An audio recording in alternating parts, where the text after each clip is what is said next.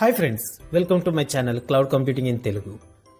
ఈ వీడియోలో మనం స్టోరేజ్ క్లాసెస్ గురించి ఇంకా S3లో లైఫ్ సైకిల్ మేనేజ్మెంట్ గురించి మాట్లాడుకుందాం. ఓకే, అసలు S3లో స్టోరేజ్ క్లాస్ అంటే ఏంటి, దానివల్ల ఉపయోగాలు ఏంటి, ఇంకా లైఫ్ సైకిల్ మేనేజ్మెంట్ అనేది ఎలా చేయొచ్చు, ఇలాంటి విషయాలన్నీ ఈ వీడియోలో చూద్దాం. Okay, let's start. S3 simple storage service. ఇందులో మనం డేటా స్టోర్ చేసుకోవచ్చు. బకెట్స్ క్రియేట్ చేసుకుని ఆ బకెట్ లో మనం ఫైల్ స్టోర్ చేసుకోవచ్చు. అది ఏ టైప్ ఆఫ్ ఫైల్ అయినా సరే మనం స్టోర్ చేసుకోవచ్చు. ఇది ఆల్రెడీ మనం పార్ట్ 1 పార్ట్ 2లో ఆల్రెడీ డిస్కస్ చేసుకున్నాం కదా. సో ఇలా స్టోర్ చేసుకున్న డేటా ఏదైనా సరే S3 అనే సర్వీస్ మనకి 5 GB వరకు ఫ్రీ. ఆఫ్టర్ దట్ ఛార్జెస్ వర్తిస్తాయి. ఈ ఛార్జెస్ ఎలా ఉంటాయి అన్నది it has different slabs. Okay, మనం S3 ప్రైసింగ్ లోకి వెళ్ళి చూస్తే అక్కడ మనకి క్లియర్ గా మొత్తం పిక్చర్ ఉంటుంది, అక్కడికి వెళ్ళి చూసుకోవచ్చు. ఓకే, అయితే ఒక డేటాని S3లో మెయింటైన్ చేస్తున్నప్పుడు అది ప్రయారిటీ డేటా కావచ్చు, హై ప్రయారిటీ డేటా కావచ్చు, లో ప్రయారిటీ డేటా కావచ్చు, దేనికైనా సరే ఒకటే టైప్ ఆఫ్ ప్రైస్ పే చేయాల్సి వస్తుంది. So that is not correct. అంటే ఇప్పుడు మనకి లేటెస్ట్ డేటా ఏదో ఉంటుంది, ఎట్ ద సేమ్ టైం ఒక 10 years or 5 years back data ఒకటి ఉంటుంది. ఇవాళ ఉన్న డేటా మనకి హై ప్రయారిటీ అవుతుంది, కానీ 5 years 10 years బ్యాక్ డేటా అనేదాన్ని మనకు కావాలి. ఎప్పుడో జన్మకు శివరాత్రి అన్నట్లుగా ఎప్పుడో ఒకసారి మనం దాన్ని యూజ్ చేసుకుంటాం, కానీ అది మనం ఫ్రీక్వెంట్ గా యూజ్ చేసే డేటా అయితే కాదు. సో అలాంటప్పుడు మనం ఏం చేస్తామంటే డేటాని క్లాసిఫై చేసుకుంటాం. డిఫరెంట్ క్లాసెస్ కింద డివైడ్ చేసుకుంటాం. ఇది నాకు హై ప్రయారిటీ డేటా, దీన్ని నేను ఫ్రీక్వెంట్ గా యూజ్ చేసుకుంటూ ఉంటాను, దీనికి నాకు హై త్రూపుట్ ఉండాలి, ఇలాంటివన్నీ కూడా మనం డిఫైన్ చేసుకుని వీటిలన్నిటిని కూడా డిఫరెంట్ స్టోరేజ్ క్లాసెస్ లో లేటెస్ట్ డేటానంతా కూడా ఒక స్టోరేజ్ క్లాస్ లో మెయింటైన్ చేసుకుంటాం. ఓల్డ్ డేటా ఎప్పుడో ఒకసారి వాడే డేటా అంతా కూడా వేరే స్టోరేజ్ క్లాస్ లో డిఫైన్ చేసుకుంటూ ఉంటాం, స్టోర్ చేసుకుంటూ ఉంటాం. ఇలా స్టోర్ చేసుకుని యూజ్ చేసుకుంటూ ఉంటాం అనమాట. ఇలా ఎందుకు చేస్తాము అంటే S3లో మనకి different types of storage classes ఉంటాయి. S3 స్టాండర్డ్ అని, S3 ఇంటెలిజెన్స్ స్టీరింగ్ అని, S3 standard IA, S3 one zone IA, S3 glacier, S3 glacier deep RQ, ఇట్లా మనకి different types of storage classes ఉంటాయి. వీటిల్లో మనం ఒక ఆబ్జెక్ట్ ని S3లోకి అప్లోడ్ చేస్తే అది మనకి S3 స్టాండర్డ్ స్టోరేజ్ క్లాస్ కింద S3లో క్రియేట్ అవుతుంది అనమాట. అది డిఫాల్ట్. మనం ఏ స్టోరేజ్ క్లాస్ కనుక మనం సెలెక్ట్ చేయకపోతే అది S3 స్టాండర్డ్ అవుతుంది. ఈ S3 స్టాండర్డ్ కి ఏంటంటే హై ఫ్రీక్వెంట్లీ యాక్సెస్ డేటాని మనం S3 స్టాండర్డ్ లో పెడతాం. అది ఏమవుతుందంటే చాలా ఫాస్ట్ యాక్సెస్ ఉంటుంది అనమాట. S3 స్టాండర్డ్ అంటే ఏంటంటే హై డ్యూరబిలిటీ ఉంటుంది, అవైలబిలిటీ చాలా ఫాస్ట్ గా ఉంటుంది. ఇలాంటివన్నీ కూడా మనకి S3 స్టాండర్డ్ లో ఉంటాయి. ఇలాంటి ఫీచర్స్ అన్ని ఉన్నాయంటే ఆటోమేటిక్ గా మనకి ప్రైస్ అనేది ఎక్కువ ఉంటుంది. అంటే కీ ఫీచర్స్ ఏంటి అని చూసుకుంటే లో లేటెన్సీ ఉంటుంది అండ్ హై త్రూపుట్ పెర్ఫార్మెన్స్ ఉంటుంది. అంటే లేటెన్సీ అంటే ఏంటో తెలుసా అండి, మనం ఏదైనా ఒక రిక్వెస్ట్ పెట్టినప్పుడు రెస్పాన్స్ వచ్చే టైము, మనం మన కంప్యూటర్ నుంచి క్లౌడ్కి ఏదో రిక్వెస్ట్ పంపిస్తాం క్లౌడ్లో ఉన్న అప్లికేషన్కి, ఆ క్లౌడ్లో ఉన్న అప్లికేషన్ డేటాబేస్తో కమ్యూనికేట్ అవుతుంది, ఆ డేటాబేస్ నుంచి రిప్లై మళ్ళీ అప్లికేషన్కి వస్తుంది, అక్కడి నుంచి మనకు వస్తుంది. ఇదంతా ఎంత ఫాస్ట్గా జరుగుతుంది అన్న దాన్ని బట్టి మన అప్లికేషన్ పెర్ఫార్మెన్స్ అంత బాగుంటుంది అనమాట. అంటే లేటెన్సీ అనేది ఎంత తక్కువ ఉంటే మన అప్లికేషన్ పెర్ఫార్మెన్స్ అంత బాగున్నట్టు లెక్క. ఓకే, సో ఇలాంటి లో లేటెన్సీ ఉండాలి. అదే టైంలో త్రూపుట్ అంటే ఒక పర్టికులర్ పీరియడ్ ఆఫ్ టైంలో ఒక 1 second ఆఫ్ టైంలో ఎంత డేటా అనేది ఫెచ్ చేయగలుగుతుంది అన్నది త్రూపుట్ అవుతుంది అనమాట. సో ఆ త్రూపుట్ ఎంత, ఈ హై త్రూపుట్ ఉండాలి, లో లేటెన్సీ ఉండాలి. ఇలాంటి storage classes standard storage class అనమాట. ఈ S3 స్టాండర్డ్ లో మనకి ఈ ఫీచర్స్ అన్ని అవైలబుల్ అవుతాయి. సో అందుకని ఏంటంటే మిగిలిన స్టోరేజ్ క్లాసెస్ తో పోలిస్తే S3కి ప్రైసింగ్ చాలా ఎక్కువ ఉంటుంది. ఓకే, లో లేటెన్సీ ఉంటుంది, డిజైన్ ఫర్ డ్యూరబిలిటీ ఆఫ్ 99.999% ఇచ్చాడు మొత్తం అంతా అక్రాస్ మల్టిపుల్ అవైలబిలిటీ జోన్స్. ఇక్కడ ఏంటంటే మీకు చెప్పాలి, ఈ డేటా ఏ విధంగా స్టోర్ అవుతుంది. S3 స్టాండర్డ్ లో కనుక మనం ఒక ఆబ్జెక్ట్ ని స్టోర్ చేస్తే అది 3 అవైలబిలిటీ జోన్స్ లో డేటా స్టోర్ అవుతుంది. అవైలబిలిటీ జోన్ అంటే ఏంటి మనం ఆల్రెడీ డిస్కస్ చేసుకున్నాం. వెరీ ఫస్ట్ వీడియోలో కూడా మీకు చెప్పాను, నేను ఇంట్రడక్షన్ టు AWS లో చెప్పా. ఒక రీజియన్, ఒక పర్టికులర్ ఏరియాని ఒక రీజియన్ అంటాడు. ఇండియాని వచ్చి AP South 1 అంటాడు. AP South 1 అండర్ లో 3 అవైలబిలిటీ జోన్స్ ఉంటాయి. Availability zone is nothing but the data centre. అలాంటి 3 డేటా సెంటర్స్ లో మన కాపీ మెయింటైన్ చేస్తాడు. ఇప్పుడు నేను some xyz.txt అనే ఒక ఫైల్ ని గనక నేను S3లోకి అప్లోడ్ చేసి అది స్టాండర్డ్ అని నేను డిఫైన్ చేస్తే గనక అది వెళ్ళి 3 అవైలబిలిటీ జోన్స్లో ఆ డేటా స్టోర్ అవుతుంది అనమాట.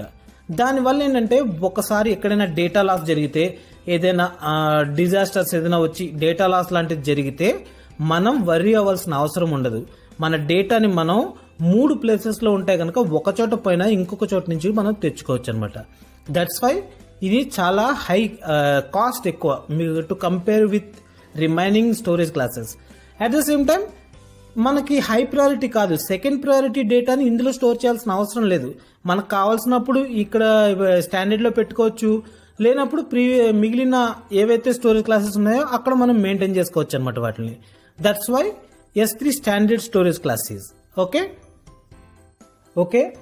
అంటే ఇంకా రిమైనింగ్ ఏంటి అన్నట్లు చూస్తే design for 99.99 availability of over a given year, 99.99% availability ఇస్తానని చెప్తున్నాడు. And backed with the Amazon S3 service level agreement for the availability. అంటే వాళ్ళు ఏదో సమ్ అగ్రిమెంట్ కూడా చెప్తారు, ఇలా కమర్షియల్ అగ్రిమెంట్ అనమాట. అలా life cycle management for automatic migration of objects to other S3 storage classes. మనం లైఫ్ సైకిల్ అని ఇందాక ఫస్ట్ స్టార్టింగ్ లో చెప్పాను చూసారా, అదే ఇదనమాట. అంటే ఒక ఫైల్ ని ఆటోమేటిక్ గా ఒక లెవెల్ ఉన్న స్టోరేజ్ క్లాస్ నుంచి ఇంకొక లెవెల్ ఉన్న స్టోరేజ్ క్లాస్ కి మూవ్ చేయడమే లైఫ్ సైకిల్ మేనేజ్మెంట్. దాన్ని మనం డీటెయిల్ గా చెప్పుకోబోతున్నాం ఈ వీడియోలో, don't worry about it. Okay, but storage class అంటే ఏంటి అంటే ఇది S3లో స్టాండర్డ్ స్టోరేజ్ క్లాస్ అంటే ఏంటి అన్నది మనం ఇప్పుడు డిస్కస్ చేసుకున్నాం. మళ్ళీ ఒకసారి టేబుల్ చూద్దాం. ఇది ఇక్కడ నెక్స్ట్ ఉన్నది standard IA, infrequently accessed data. దానికోసం ఇది అంటే నాకు అది లాంగ్ లివ్డ్ ఉండాల్సిన డేటానే, బట్ ఇన్ఫ్రీక్వెంట్లీ యాక్సెస్డ్ డేటా. ఇక్కడ మీరు చూస్తే ఈ టేబుల్లో మీకు రకరకాల కాలమ్స్ కనిపిస్తున్నాయి కదా. స్టోరేజ్ క్లాస్ ఇచ్చాడు, తర్వాత why it is, design for what, availability zones ఎన్ని, minimum storage duration, minimum billable object size ఎంత ఉండాలి, monitoring and auto tiering fees, retrieval fees, ఇలాంటివన్నీ కూడా మనకి ఇక్కడ ఒక టేబుల్లో ఇచ్చాడు. ఇది నేను అమెజాన్ వెబ్సైట్ నుంచి కలెక్ట్ చేసిందే ఈ టేబుల్. ఓకే, ఈ స్టాండర్డ్ చూస్తే ఇది దేనికి అంటే క్లియర్ గా చెప్తున్నాడు, మీకు ఇది ఫ్రీక్వెంట్ గా యాక్సెస్ చేయాల్సిన డేటా కోసం ఈ స్టోరేజ్ క్లాస్, అంటే హాట్ డేటా ఏదైతే ఉందో అది, దానికోసం ఈ డేటా ఈ స్టోరేజ్ క్లాస్ అన్నది అని చెప్తున్నాడు. దీని అవైలబిలిటీ జోన్స్ ఎన్ని, 3, greater than or equal to 3, not just 3. Sorry, ఇప్పటివరకు నేను ఇంతకు ముందర చెప్పినప్పుడు 3 అని చెప్పాను, అది 3 కాదు, greater than or equal to 3 అనమాట. ఇంకా ఎక్కువ అవైలబిలిటీ జోన్స్ లో కూడా దాన్ని స్టోర్ చేస్తాడు వాడు మనకి. తర్వాత మినిమం స్టోరేజ్ డ్యూరేషన్.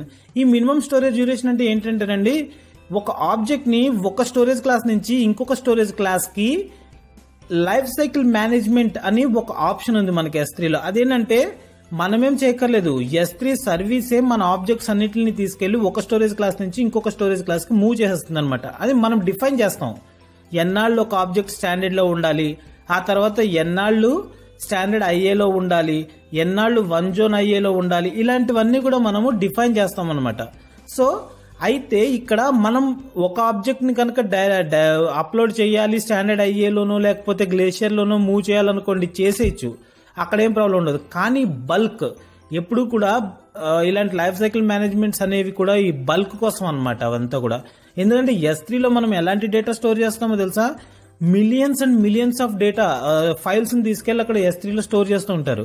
వాటిని ఏదో ఒక programme Raso for loop Raso ఒక స్టోరేజ్ క్లాస్ నుంచి ఇంకొక స్టోరేజ్ క్లాస్ కి తీసుకెళ్లేరు ఎవరును, అది అంత ఈజీగా అయ్యే పని కూడా కాదు. So that's why life cycle management ఉంటుంది అనమాట. ఆ లైఫ్ సైకిల్ మేనేజ్మెంట్ లో మనం చెప్తాం ఇన్ని రోజుల తర్వాత ఈ ఫైల్ ఈ స్టోరేజ్ క్లాస్ నుంచి ఈ స్టోరేజ్ క్లాస్ కి వెళ్ళిపోవాలి అని మనం అక్కడ డిఫైన్ చేస్తాం. Very simple, drop down select చేసుకుని అందులో డేస్, ఇన్ని డేస్ తర్వాత, ఎన్ని రోజుల తర్వాత స్టాండర్డ్ నుండి స్టాండర్డ్ IAకి వెళ్ళాలి, ఇలాంటివన్నీ కూడా మనం చెప్తాం అనమాట అందులో. అయితే ఈ లైఫ్ సైకిల్ మేనేజ్మెంట్ కి వీళ్ళు కొన్ని కండిషన్స్ పెట్టారు ఇక్కడ అనమాట. ఏంటంటే స్టాండర్డ్ నుండి స్టాండర్డ్ IAకి గనక ఒక ఆబ్జెక్ట్ ని మూవ్ చేయాలంటే అది మినిమం 30 డేస్ స్టాండర్డ్ లో ఉండాలి, అంటే బిఫోర్ స్టేజ్ లో 30 డేస్ ఉండాలన్నమాట. అప్పుడే దాన్ని ఆటోమేటిక్ గా మనం లైఫ్ సైకిల్ మేనేజ్మెంట్ ఉపయోగించి దాన్ని మూవ్ చేయగలం. Okay, minimum billable object size is 128 KB. ఈ మానిటరింగ్ అనేది అన్నిటికీ కాదు, ఓన్లీ ఇంటెలిజెన్స్ స్టీరింగ్ గురించి, ఆ ఇంటెలిజెన్స్ స్టీరింగ్ గురించి చెప్తానులేండి. ఓకే, ప్రైస్ వచ్చి దీనికి రిట్రీవల్ ప్రైస్ వచ్చి per GB అప్లై చేస్తుంటారు, ఒక్కొక్క జీబీకి ఇంత అని చెప్పి అప్లై చేస్తూ ఉంటారు అనమాట. ఇంటెలిజెన్స్ స్టీరింగ్ అంటే ఏంటంటే మానిటర్ చేస్తుంది అనమాట. ఈచ్ ఆబ్జెక్ట్ లెవెల్లో మానిటర్ చేస్తుంది. ప్రతి ఆబ్జెక్ట్ మీద ట్రాఫిక్ ఎలా ఉంది, బాగా ఫ్రీక్వెంట్ గా వాడుతున్నారా, ఫ్రీక్వెంట్ గా వాడట్లేదా. ఫ్రీక్వెంట్ గా వాడుతున్నారు అనుకోండి స్టాండర్డ్ లో పెడుతుంది తీసుకెళ్లి. లేదు అది ఫ్రీక్వెంట్ గా వాడట్లేదు అంటే లో లెవెల్ స్టోరేజ్ క్లాసెస్ ఏమున్నాయో అక్కడికి మూవ్ చేసేస్తూ ఉంటుంది అనమాట.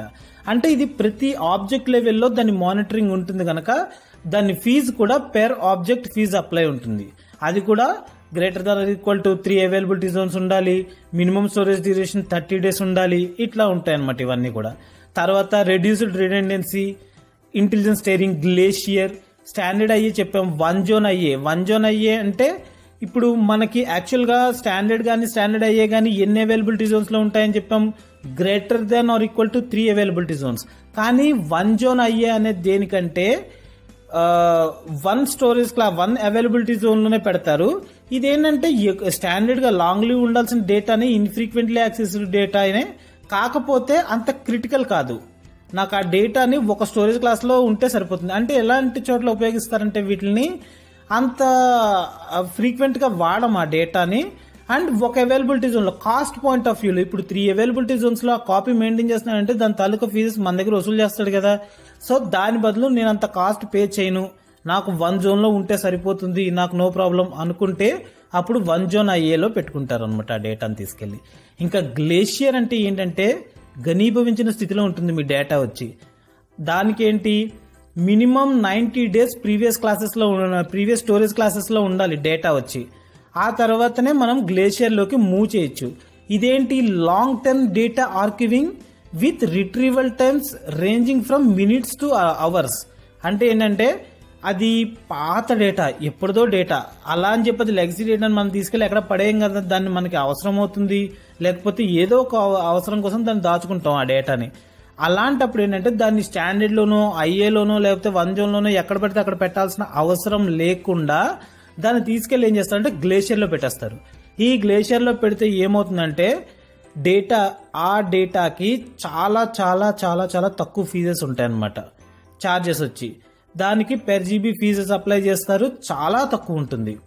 చాలా అంటే చాలా తక్కువ అనమాట. To comparatively remaining storage classes glacier లో పెడితే తక్కువ. గ్లేషియర్ కంటే చాలా తక్కువ గ్లేషియర్ డీప్ ఆర్కైవ్. కాకపోతే ఈ గ్లేషియర్ డీప్ ఆర్కైవ్ లో పెట్టిన ఒకటి గుర్తుంచుకోవాల్సింది ఏంటంటే మనకి ఎప్పుడైనా డేటా కావాల్సి వస్తే అప్పటికప్పుడు కమాండ్ డౌన్లోడ్ అంటే అది అయిపోదు. అట్లీస్ట్ 5 to 12 hours అలా ఉంటాయి దానికనమాట. అంతసేపు వెయిట్ చేసి జస్ట్ 1 KB డేటా డౌన్లోడ్ చేయాల్సి వచ్చినా మనం అవర్స్ అండ్ అవర్స్ వెయిట్ చేయాల్సి వస్తుంది అనమాట. ఓకే, తర్వాత రెడ్యూస్డ్ రిడెండెన్సీ అంటే ఏంటంటే ఫ్రీక్వెంట్లీ యాక్సెస్ చేయాల్సిన డేటానే, కాకపోతే నాన్ క్రిటికల్ కాని డేటా అంటే మన సెన్సిటివ్ డేటా ఏది కూడా రెడ్యూస్డ్ రిడెండెన్సీలో మనం మెయింటైన్ చేయకూడదు. ఓకే, అది కూడా availability Jones greater than or equal to 3 లోనే ఉంటాయి. పెర్ జీబీ ఫీజు ఉంటుంది అది. కాకపోతే ఏంటంటే that is not for critical data. ఆ విషయాన్ని మనం క్లియర్ గా తెలుసుకోవాలన్నమాట. ఓకే, ఇప్పుడు మనం అన్ని స్టాండర్డ్ కాకుండా ఉన్న రిమైనింగ్ స్టోరేజ్ క్లాసెస్ అన్ని కూడా ఒకసారి చూద్దాం. ఓకే, S3 ఇంటెలిజెన్స్ స్టీరింగ్ వీళ్ళు చెప్తున్న డెఫినేషన్ ఏంటి? Amazon S3 intelligence steering is the only cloud storage class that delivers automatic cost savings by moving objects between 4 access states and when access pattern change. అంటే access pattern change అయినప్పుడు అంటే frequent గా access చేస్తున్నామా infrequent గా access చేస్తున్నామా అన్నది ఈ intelligence steering monitor చేసుకుని దాని ప్రకారం ఆబ్జెక్ట్ ని స్టోరేజ్ క్లాసెస్ నుంచి ఒక స్టోరేజ్ క్లాస్ నుంచి ఇంకొక స్టోరేజ్ క్లాస్ కి మూవ్ చేసేస్తూ ఉంటుంది అనమాట. ఓకేనా, ఆటోమేటికల్లీ కీ ఫీచర్స్ ఏంటి? Automatically optimises storage cost for data with changing access pattern.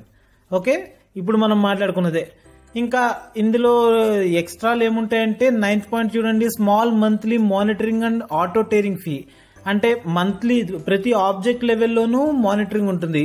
So దాని ప్రకారం ఫీజెస్ చేంజ్ అవుతూ ఉంటాయి. ఈ ఆటో టేరింగ్ అయిపోతూ ఉంటుంది కదా, ఒక స్టోరేజ్ క్లాస్ నుంచి ఇంకొక స్టోరేజ్ క్లాస్ కి మూవ్ అవుతున్నప్పుడు దానికి కూడా అడిషనల్ ఛార్జెస్ వేస్తాము అని చెప్తున్నారు అనమాట. Okay, the next one is standard infrequent access. ఈ స్టాండర్డ్ ఇన్ఫ్రీక్వెంట్ యాక్సెస్ అనేది ఏంటంటే ఇన్ఫ్రీక్వెంట్ గా యూజ్ చేస్తూ ఉండే డేటానే, ఇందాక మనం ఆల్రెడీ ఒకసారి మాట్లాడుకున్నాం కదా. సో ఇన్ఫ్రీక్వెంట్ గా వాడే డేటానే, కాకపోతే అవసరమైనప్పుడు స్టాండర్డ్ లో ఎలా అయితే మనం వర్క్ చేసుకుంటామో ఆ విధంగానే దీంట్లో కూడా వర్క్ చేసే విధంగా దాని స్పీడ్ ఉండాలన్నమాట. అంటే లేటెన్సీ, త్రూపుట్ ఇలాంటివన్నీ కూడా స్టాండర్డ్లో ఎలా ఉన్నాయో అలాగే ఉంటాయి. కాకపోతే ఏంటంటే అవసరమైనప్పుడు అనమాట, అది అన్ని సమయాల్లోనూ అంత ఫ్రీక్వెంట్ కాదు అది. ఓకే, దానికోసం ఇది. The remaining all same. And one zone, ఇది కూడా చాలా ఫాస్ట్గా ఉంటుంది. కాకపోతే ఏంటంటే ఒకటే అవైలబిలిటీ జోన్లో ఉంటుంది అనమాట, 3 అవైలబిలిటీ జోన్స్లో ఉండవు. డిజాస్టర్ ప్రాబ్లం వచ్చి ఏదైనా డేటా ఎగిరిపోతే ఆ టైంలో మనం ఏం చేయలేము. ఓకే, ఇక్కడ ఏదో వీళ్ళు నోట్ ఇచ్చారు. ఏంటా note? Because S3 one zone IA stores data in a single AWS availability zone, data stored in the storage class will be lost in the event of availability zone destruction. ఏదైనా destruction జరిగి ఆ availability zone కనుక ఎగిరిపోతే అందులో ఉన్న data కూడా పోతుంది. ఈ స్టోరేజ్ క్లాస్లో మీరు డేటా పెట్టుకుంటే కనుక మీ డేటాకి ఇలాంటి సమయాల్లో గ్యారంటీ లేదు. అది మాత్రమే వాడు చెప్తున్నాడు, అంతకుమించి ఇంకేం లేదు. ఓకేనా? కాకపోతే ఏంటంటే కాస్ట్ పాయింట్ ఆఫ్ వ్యూలో చూసుకుంటారు. అన్నిసార్లు హై కాస్ట్ పెట్టుకోవాల్సిన అవసరం లేదు కదా. నాకు పర్వాలేదు, నాకు నమ్మకం ఉంది, అంత ఫ్రీక్వెంట్గా ఎలాంటి డిజాస్టర్స్ ఏమి రావు అనుకుంటే కనుక అందులో పెట్టుకోవచ్చు. ఓకే, గ్లేషియర్ అంటే చెప్తాను కదా, మనకి ఇన్ఫ్రీక్వెంట్, అసలు మనకు అంత అవసరం లేదు ఆ డేటాని డిలీట్ చేయను. కాకపోతే ఎప్పుడో అవసరమైనప్పుడు నేను తీసుకుని వాడుకుంటూ ఉంటాను. అలాంటప్పుడు నాకు కావాల్సినప్పుడు, అలాంటి కండిషన్స్లో నాకు డేటా కావాల్సినప్పుడు తీసుకెళ్లి గ్లేషియర్లో పెడతాం. దీనికి మినిమం 90 days ప్రీవియస్ స్టోరేజ్ క్లాసెస్లో ఉండాలి. స్టాండర్డ్లో కొన్ని రోజులు, ఆ తర్వాత స్టాండర్డ్ IAలో కొన్ని రోజులు, అలా అక్కడి నుంచి ఈ గ్లేషియర్లోకి వచ్చేసరికి 90 days మినిమం ఉండాలంట. ఇదంతా ఎప్పుడు మనం ఒక్కొక్క ఆబ్జెక్ట్ని మూవ్ చేస్తున్నప్పుడు కాదు, ఒక్కొక్క ఆబ్జెక్ట్ని మనం కాల్స్తే ఏ స్టోరేజ్ క్లాస్లోనే పెట్టుకోవచ్చు. ఇది ఎప్పుడంటే లైఫ్ సైకిల్ మేనేజ్మెంట్ యూజ్ చేస్తూ ఆటోమేటిక్గా ఈ ఆబ్జెక్ట్స్ ఒక స్టోరేజ్ క్లాస్ నుంచి ఇంకొక స్టోరేజ్ క్లాస్కి వెళ్ళాలి అంటే, అలా ఈ గ్లేషియర్లోకి రావాలంటే before that 90 days remaining storage క్లాసెస్లో ఉండాలన్నమాట. ఓకేనా?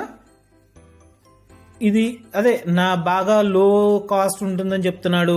ఇలా బాగా ఓల్డ్ డేటా కోసం ఇలాంటివన్నీ యూజ్ చేసుకుంటూ ఉంటాము అని చెప్తున్నాడు అనమాట. ఓకేనా? Retrieval time within 12 hours. 12 hours డేటా వచ్చేస్తుందట. అంటే ఒక చిన్న ఫైల్, ఒక 10 bytes, ఒక 100 bytes ఫైల్ ఇలాంటిది డౌన్లోడ్ చేద్దామన్నా అవర్స్ అండ్ అవర్స్ వస్తుంది. సో గ్లేషియర్లో కనుక పెట్టుకుంటే, మనం గ్లేషియర్లో కానీ గ్లేషియర్ డీప్ ఆర్కీవ్లో కానీ పెట్టుకుంటే మనం ఈ విషయంలో వెరీ కేర్ఫుల్గా ఉండాలి. ఓకే, సో అది S3లో ఉన్న స్టోరేజ్ క్లాసెస్ గురించి. ఇప్పుడు మనం ఏం చేద్దామంటే ఈ స్టోరేజ్ క్లాసెస్ అన్నింటినీ కూడా AWS మేనేజ్మెంట్ కన్సోల్లోకి వెళ్ళి how to work with the storage classes అన్నది ప్రాక్టికల్గా చూద్దాం. Okay, let's flip to AWS management console. Okay friends, ఇప్పుడు మనం AWS మేనేజ్మెంట్ కన్సోల్లో ఉన్నాం. ఇప్పుడు S3లోకి వెళ్ళి ఒక ఫైల్ అప్లోడ్ చేద్దాం. అప్లోడ్ చేసేటప్పుడు స్టోరేజ్ క్లాస్ని ఎలా సెలెక్ట్ చేసుకోవాలన్నది నేను మీకు ఇప్పుడు చూపిస్తాను. ఇక్కడ నాకు ఆల్రెడీ ఒక బకెట్ ఉంది, క్లౌడ్ కంప్యూట్ ఫస్ట్ బకెట్. ఈ క్లౌడ్ కంప్యూట్ ఫస్ట్ బకెట్లోకి నేను ఏదో ఒక ఫైల్ని అయితే అప్లోడ్ చేస్తాను. ఓకే, సో ఇక్కడ చూసుకుంటే అప్లోడ్, రైట్. ఈ అప్లోడ్ చేసినప్పుడు కిందకి రండి ఒకసారి. ఇక్కడ మీకు అడిషనల్ అప్లోడ్ ఆప్షన్స్ తీసుకుంటే ఇవన్నీ ఆప్షనల్ అనమాట. ఓకే, అందుకనే ఇవన్నీ కూడా హైడ్లో ఉన్నాయి. మనకు కావాల్సినప్పుడు ఈ ప్యాలెట్ ఓపెన్ చేసుకుని చూసుకోవచ్చు. ఇక్కడ చూస్తే మీకు డిఫాల్ట్గా స్టాండర్డ్ కనిపిస్తుంది కదా, చూడండి. ఇక్కడ ఇందాక మనం చూసిన టేబుల్ ఇదే, దీన్నే తీసుకొచ్చి నేను అక్కడ పెట్టాను మీకోసం. ఓకే, సో ఇక్కడ చూస్తే మీకు డిఫరెంట్ స్టోరేజ్ క్లాసెస్ కనిపిస్తున్నాయి. కావాలనుకుంటే మనం ఇందులో ఏదో ఒక దాన్ని సెలెక్ట్ చేసుకుని అప్లోడ్ చేసుకోవచ్చు. ఓకే, నేను ఇప్పుడు ఫస్ట్ స్టాండర్డ్ అప్లోడ్ చేసుకుంటాను. ఈ tags, metadata, object lock, EACL ఇవన్నీ కూడా మనం నెక్స్ట్ డిస్కస్ చేసుకుందాంలేండి ఒకసారి నెక్స్ట్ అప్కమింగ్ క్లాసెస్లో. Okay, now I'm going to upload this file. So ఇక్కడ చూడండి, ఇక్కడ స్టోరేజ్ క్లాస్ వచ్చి స్టాండర్డ్ ఉంది. ఇప్పుడు నేను ఇంకొక ఫైల్ అప్లోడ్ చేస్తాను, S3 part 2. ఇది చేసేటప్పుడు నేను ఏం చేస్తానంటే గ్లేషియర్లో పెడతాను.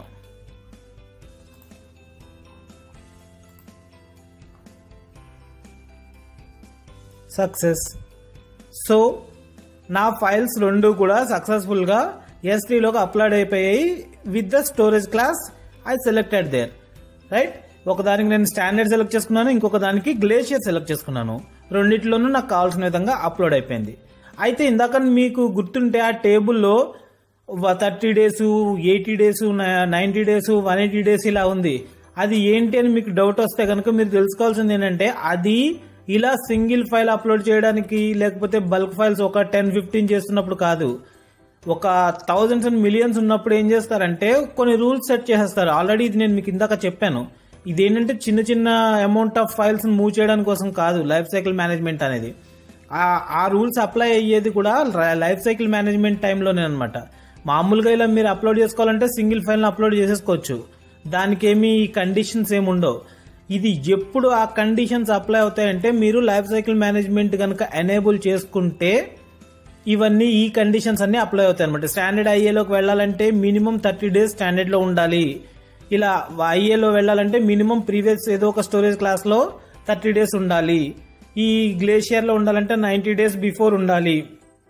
90 days ఈ క్లాసెస్లో ఎక్కడొక్కడ 90 days ఉండాలి. కావాలంటే స్టాండర్డ్లో 90 days చేసుకుని 91st day గ్లేషియర్లోకి మూవ్ చేసుకోవచ్చు మీరు, అదేం ప్రాబ్లం కాదు. ఓకేనా? కాకపోతే ఏంటంటే ఈ గ్లేషియర్ డీప్ ఆర్క్యూలో పెట్టాలంటే చూడండి వీళ్ళు 180 days ఉండాలని చెప్తున్నారు. అంటే ఈ ప్రీవియస్ ఉన్న స్టోరేజ్ క్లాస్లో ఏదో ఒక దాంట్లో 180 days ఉండి 181th day రోజున మీరు దాన్ని గ్లేషియర్ డీప్ ఆర్క్యూలోకి మూవ్ చేయగలరు అనమాట. అది వీళ్ళు చెప్పేది. ఓకేనా? అది దేనికోసం ఇప్పుడు మీకు అర్థమైందా? Life cycle management. ఎందుకు వస్తుందంటే problem, millions and millions of data ఉన్నప్పుడు ప్రోగ్రామాటికల్ గా చేయడం అయ్యే పని కాదు. అది ఏం చేస్తారు ప్రోగ్రామాటికల్ కంటే ఏవో లూపులు తిప్పుతారు, వైల్ లూపులు కానీ ఫర్ లూపులు కానీ ఇలాంటివి ఏవో చేస్తారు. C#లోనో జావాలోనో రాసేప్పుడు ఏం చేస్తారు, లూపులు తిప్పుతారు వాటిని. ఇలా మిలియన్స్ అండ్ మిలియన్స్ కి అయితే ఎవరు లూపులు తిప్పరు కదా, అయ్యే పని కాదు. ఒక రోజులో 2 రోజుల్లోనూ అవ్వదు. సో దానికోసం ఏంటంటే అమెజాన్ వాడే ఆఫర్ చేస్తున్నాడు, ఇదిగో నేను ఇలా లైఫ్ సైకిల్ మేనేజ్మెంట్ ఇస్తాను, దానికి అడిషనల్ ఛార్జెస్ ఏవో ఉంటాయి అవన్నీ కూడా. ఓకే, ఆ ఛార్జెస్ ప్రకారం పే చేసుకుంటే నేను మూవ్ చేసేస్తానని వాడు ఆఫర్ చేస్తున్నాడు అనమాట. మనం ఇప్పుడు నెక్స్ట్ ఏం చేద్దామంటే ఒక ఆబ్జెక్ట్ కి ఒక బకెట్ లెవెల్లో, మళ్ళీ ఇంకొకటి లైఫ్ సైకిల్ మేనేజ్మెంట్ అనేది ఒక పర్టికులర్ ఆబ్జెక్ట్ కాదు, ఒక బకెట్ లో కావాలంటే అందులో ఉన్న ఒక ఫోల్డర్ లెవెల్లో కూడా చేయొచ్చు. ఓకేనా? సో అది ఎలాగా అన్నది మనం నెక్స్ట్ ఇప్పుడు చూద్దాం. ఓకే ఫ్రెండ్స్, ఇప్పుడు మనం AWS లో S3లో లైఫ్ సైకిల్ మేనేజ్మెంట్ అంటే ఏంటి, అది ఎలా సెట్ చేయొచ్చు అన్నది చూద్దాం. AWS లో లైఫ్ సైకిల్ మేనేజ్మెంట్ అనేది 2 రకాలుగా చేయొచ్చు. కంప్లీట్ బకెట్ కి చేయొచ్చు, లేకపోతే ఒక పర్టికులర్ ఫోల్డర్ కి చేయొచ్చు అనమాట. ఇక్కడ ఏంటంటారంటే ప్రీఫిక్స్ అంటారు దాన్ని, ఆ విధంగా చేయొచ్చు. So to set the life cycle మనం ఏం చేయాలంటే ఈ మేనేజ్మెంట్ ట్యాబ్ లోకి వెళ్ళండి. ఇక్కడ చూస్తే మీకు క్రియేట్ లైఫ్ సైకిల్ రూల్, మనం రూల్ సెట్ చేయాలన్నమాట. ఏ విధంగా నా ఆబ్జెక్ట్స్, ఒక బకెట్ లో ఉన్న నా ఆబ్జెక్ట్స్ అన్ని ఎలా మూవ్ అవ్వాలి అన్నది మనం ఇక్కడ సెట్ చేయాలన్నమాట. విత్ ఇన్ ద కండిషన్స్ ఇది ఉన్నాయి కదా, ఒక్కొక్క స్టోరేజ్ క్లాస్ నుంచి ఇంకొక స్టోరేజ్ క్లాస్కి వెళ్ళాలంటే ఇన్ని డేస్ ఇలా మినిమం ఉండాలి, ఇలాంటివన్నీ ఉన్నాయి కదా. ఆ కండిషన్స్ ని సాటిస్ఫై చేస్తూ మనం ఈ ఫైల్స్ ని మూవ్ చేయొచ్చు అనమాట. సో దానికి ఒక నేమ్ పెట్టాలి, file moving, it's okay, file moving. ఇక్కడ చూస్తే మీకు ఇక్కడ రూల్ స్కోప్ ని చూస్ చేసుకోమంటున్నాడు. ఏంటంటే limit the scope of this rule using 1 or more filters. మీరు ఏమైనా ఫిల్టర్స్ యాడ్ చేయడం అంటే ఏంటంటే ప్రీఫిక్స్ ఇవ్వడం అనమాట. మన దగ్గర ఏదైనా ఇక్కడైతే మీరు చూసుకుంటే నేను డైరెక్ట్ గా బకెట్ లోకి అప్లోడ్ చేసేస్తున్నాను. అలా కాకుండా సమ్ XYZ అని ఇంకొక ఫోల్డర్ ఏమైనా ఇన్సైడ్ ద బకెట్ ఉందంటే మనం ఏం చేయాలంటే XYZ అని చెప్పి పెట్టుకోవడమే, ఇట్లా అనమాట. బట్ ఇప్పుడు మనకైతే అవసరం లేదు కనుక నేను ఇది తీసేస్తున్నాను. మీరు కావాలనుకుంటే ఆ ప్రిఫిక్స్ లో పెట్టండి. అప్పుడు ఏమవుతుందంటే ఆ డైరెక్టరీలో ఉన్న వాటికి మాత్రమే ఆ రూల్ అప్లై అవుతుంది. ఓకేనా? ఆ విషయం తెలుసుకోండి. తర్వాత this rule applies to all objects in the bucket. అన్నిటికీ అయిపోవాలా? ఓకే రైట్, అయితే ఇదంతా ఇది తీసుకోండి. అప్పుడు ఏమవుతుందంటే అందులో ఎన్ని డైరెక్టరీస్ ఉండని, ఎన్ని ఫైల్స్ ఉండని, అన్నిటికీ కూడా ఈ రూల్ అప్లై అయిపోతుంది. ఓకేనా? జస్ట్ ఇక్కడ ఎక్నాలజ్ చేయడం అంతే. ఎందుకంటే ఇలాంటివన్నీ మనం తెలుసుకోవాలి. ఇక్కడ ఒక చోట ఇది మనకు కావాల్సింది కరెక్ట్ గా చూస్ చేసుకున్నామా లేదా అన్నది ఎక్నాలజ్ చేయడం కోసం అనమాట ఇదంతా కూడా ఇక్కడ. ఓకే, తర్వాత లైఫ్ సైకిల్ రూల్ యాక్షన్స్. ఇక్కడ చూస్తే మనకి డిఫరెంట్ చెక్ బాక్సెస్ కనిపిస్తున్నాయి. వీటిలో ఏం చెప్తున్నారంటే వీళ్ళు transaction current versions of objects between storage classes. Transition current version of objects between storage classes అంటే మనకి వెర్షనింగ్ అనేది మనం ఒకటి డిస్కస్ చేసుకున్నాం చూసారా. ఒక 10 వెర్షన్స్ ఉన్నాయి, కరెంట్ వెర్షన్ ఒకటి ఉంటుంది, రిమైనింగ్ 9 అన్ని కూడా ప్రీవియస్ వెర్షన్సే కదా. అందులో ఏది మూవ్ చేయాలి? కరెంట్ వెర్షన్ ఒకటే మూవ్ చేయాలా, లేకపోతే ప్రీవియస్ వెర్షన్సే కావాలా, ఎక్స్పైర్ కరెంట్ వెర్షన్సా, లేకపోతే permanently delete previous versions of object. అంటే మూవ్ చేస్తున్నప్పుడు ప్రీవియస్ వెర్షన్స్ అన్నింటినీ డిలీట్ చేసేసి కరెంట్ వెర్షన్ ఒకదాన్ని మూవ్ చేయాలా. ఇప్పుడు ఫస్ట్ తీసుకున్నాం అనుకోండి, కరెంట్ వెర్షన్ని నెక్స్ట్ స్టోరేజ్ క్లాస్ మూవ్ చేస్తుంది. అదే ఇది తీసుకున్నారనుకోండి పాతవన్నీ డిలీట్ చేసేస్తుంది అనమాట. తర్వాత delete expired delete markers or incomplete multipart upload అంటే ఏంటంటే ఈ డిలీట్ మార్కర్స్ అనేది మనం ఒకటి చూసారా, అది కనుక ఎక్స్పైర్ అయిపోతే అది కానీ మల్టీపార్ట్ అప్లోడ్ అని చెప్పి ఒక కాన్సెప్ట్ ఉందండి. AWS S3లో మీరు ఫైల్స్ని మూవ్ చేస్తుంటే మల్టీపార్ట్ అప్లోడ్ అని చెప్పి ఒక కాన్సెప్ట్ ఉందన్నమాట. అదేంటంటే AWS S3లో AWS వాడు రికమెండ్ చేసేది ఏంటంటే మీరు అప్లోడ్ చేస్తున్న ఫైల్ కనుక greater than or equal to 100 MB ఉంటే దాన్ని సింగిల్ ఫైల్లా కాకుండా మల్టీ పార్ట్ అంటే దాన్ని ముక్కలు చేసి 10 MB 10 MB 10 MB అట్లా ముక్కలు చేసుకుని మల్టీ పార్ట్ అప్లోడ్ అని చెప్పి ఒక ఆప్షన్ ఉందన్నమాట. మనం దాని గురించి మాట్లాడుకుంటాం, డోంట్ వరీ ఎట్ ఆల్. అలా చేసుకోమని చెప్పి వాడు మనకి రికమెండేషన్ ఇస్తాడనమాట. ఒక పర్టికులర్ సైజ్ తర్వాత ఖచ్చితంగా అలాగే చేయాలి కూడా మళ్ళీ. ఓకేనా? ఈ మల్టీ పార్ట్ అప్లోడ్ వచ్చినప్పుడు మనం దాని గురించి క్లియర్గా మాట్లాడుకుంటాం, don't worry at all. But అలా చేస్తున్నప్పుడైనా మీరు మల్టీ పార్ట్ అప్లోడ్ చేస్తూ ఇన్కంప్లీట్గా ఉండిపోయినవి ఏమైనా ఉంటే వాటిని డిలీట్ చేయమంటారా, ఇలాంటివన్నీ కూడా అడుగుతున్నాడు అనమాట వీడు. ఎస్, కావాలనుకుంటే చేసుకోండి, ఇందులో ఏదైనా సెలెక్ట్ చేసుకుంటారా, రైట్ కరెంట్ వెర్షన్సే కావాలా ఇది చేసుకోండి, ప్రీవియస్ ఏమైనా వద్దా అవి వదిలేయండి. ఓకే, ఈ విధంగా ఇక్కడ మనం లైఫ్ సైకిల్ రూల్స్ యాక్షన్స్ని సెట్ చేసుకుంటాం అనమాట. తర్వాత ఇక్కడ చూస్తే ఇక్కడ అసలు పార్ట్ ఇది ఎలా మూవ్ చేయాలి. ఫస్ట్ మనది స్టాండర్డ్ లో ఉంటుంది కనుక అది ఇక్కడ కనబడదు. ఈ డ్రాప్ డౌన్ చూడండి, స్టాండర్డ్ ఐఏ ఉంది, ఇంటెలిజెన్స్ స్టీరింగ్ ఉంది, 1 జోన్ ఐఏ ఉంది, గ్లేషియర్ ఉంది, గ్లేషియర్ డీప్ ఆర్కివ్ ఉంది. ఇప్పుడు నేను స్టాండర్డ్ ఐఏలోకి డేటాను మూవ్ చేయాలి. ఎన్నాళ్ళు ఉండాలి మన దగ్గర? మనం ఇందాక ఒక టేబుల్లో అయితే చూసాం కదా, minimum 30 days previous storage class లో ఉండాలి. సపోజ్ నేను ఇక్కడ 29 అని పెట్టానే అనుకోండి, ఏమవుతుందో చూడండి. A minimum of 30 days is required before transitioning to standard IA. అంటే ఏంటంటే 30 days మినిమం అందులో ఉంటేనే కానీ మీరు ఈ స్టాండర్డ్ ఐఏలోకి మూవ్ చేయలేరు. కావాలంటే దీన్ని 30 చేయండి. రైట్, వచ్చింది కదా. మళ్ళీ ఒకసారి దీన్ని ఎడిట్ చేసుకుందాం, మిగిలినవి కూడా సెట్ చేసుకుని అప్పుడు తెలుసుకోవాలి మనం దీన్ని. రైట్, స్టాండర్డ్ ఐఏలో 30. మళ్ళీ ఇక్కడి నుంచి తర్వాత ఇంకొకటి, ఎప్పటి నుంచి ఎప్పటి వరకు ఇంటెలిజెన్స్ స్టీరింగ్ లోకి ఎప్పుడు వెళ్ళాలి, గ్లేషియర్ చూద్దాం. ఇంటెలిజెన్స్ స్టీరింగ్ అయినా అక్కడ టేబుల్ చూసుకోండి, దాని ప్రకారం ఎన్ని డేస్ ఉండాలి అన్నది మనమే చేసుకోవచ్చు. గ్లేషియర్ లో 90th డే. ఓకే, తర్వాత గ్లేషియర్ డీప్ ఆర్కివ్ 180.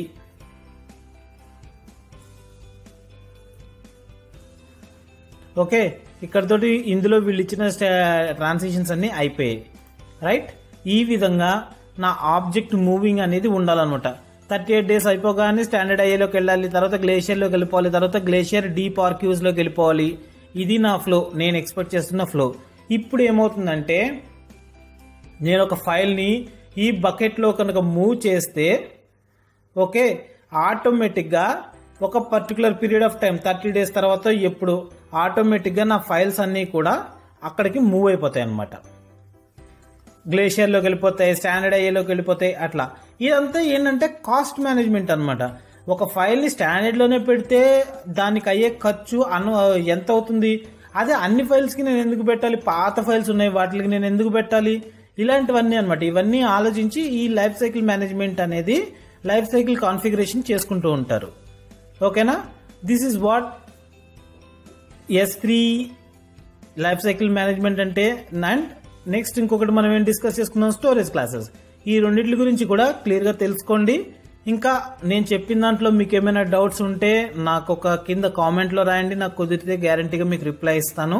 ఇన్ కేస్ నాకు తెలియదు ఉంటే కనుక తెలుసుకునేనా రిప్లై ఇస్తాను, don't worry at all. Okay, మీకు ఏమైనా డౌట్స్ ఉంటే మొత్తం క్లియర్గా రాయండి. Thank you friends.